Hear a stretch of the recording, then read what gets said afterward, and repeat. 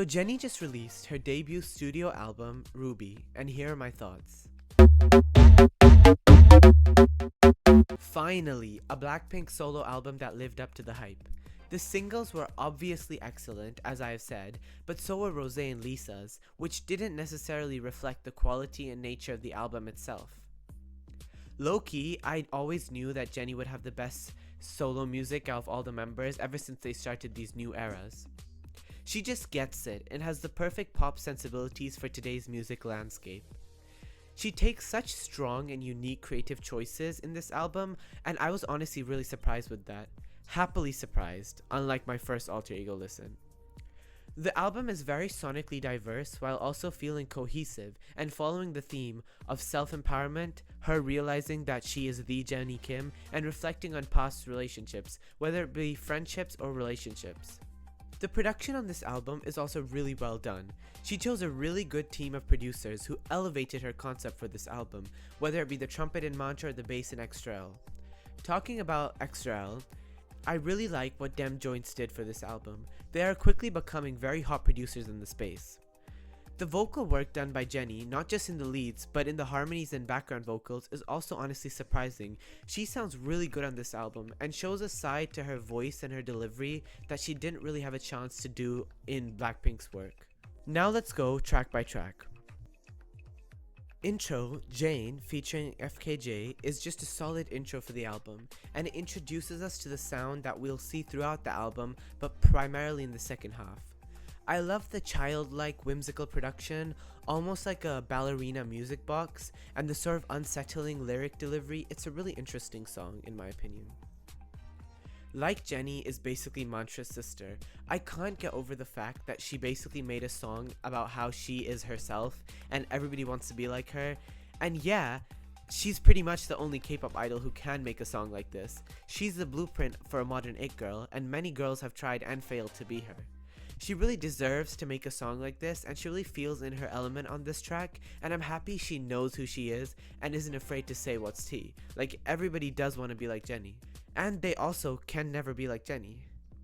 The song is loud and proud, and the chanting background vocals, like this is a literal cold plunge right after the intro.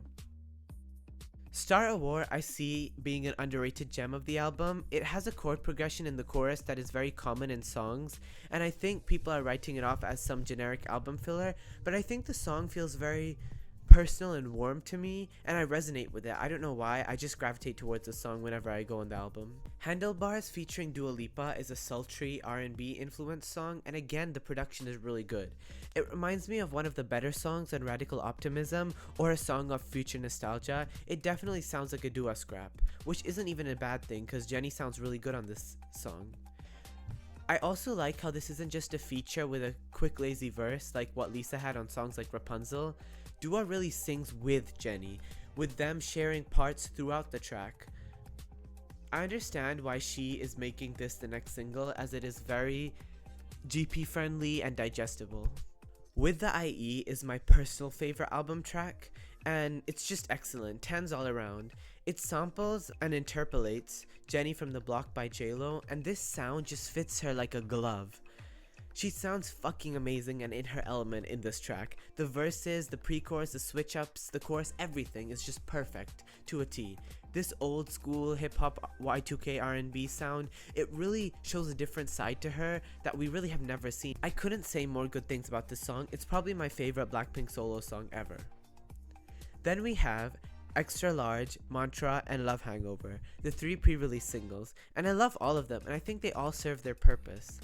Mantra was a very big bangish start to the era with it's a very stable global hit, a very good big pop girl entry moment. The song is very catchy and it's aging surprisingly well. Like usually you would think you skip the singles on the first listen through the album, but I really had fun listening to Mantra within the tracklist of the album.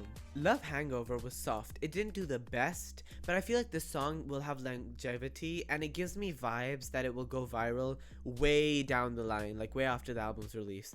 I really like this song personally, and I think her vocals are great, and it's a good change up from Mantra.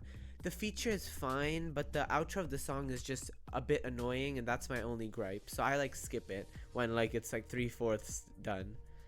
Extra Large, I've already given my thoughts on. In short, it's a great song. Then we have Zen, which is a very unique song where Jennie tries to give like artistic and stuff. I mean, it's okay. It's a good song. It's a good song. I like the song. I don't skip it, but it's not one that I see myself like repeating or going back to listen to specifically. It's more of like an experience. Like it's more of a statement rather than like a song. Damn Right is okay too. The first half is great. Jennie and Kaliuchis sound good, but then Childish Gambino's part comes on and it's a really bad and unnecessary part. Like I don't like his feature on the song at all, which just makes a song like way too long. Like it's almost 4 minutes and he adds nothing to the song, so I skip it halfway through, to be honest. Then we have FTS, which is another just mediocre song. It kind of reclaims the album after a bunch of big songs and features in a row. It changes the vibe back to the more introspective solo work that she has, and yeah, it's just a solid filler song.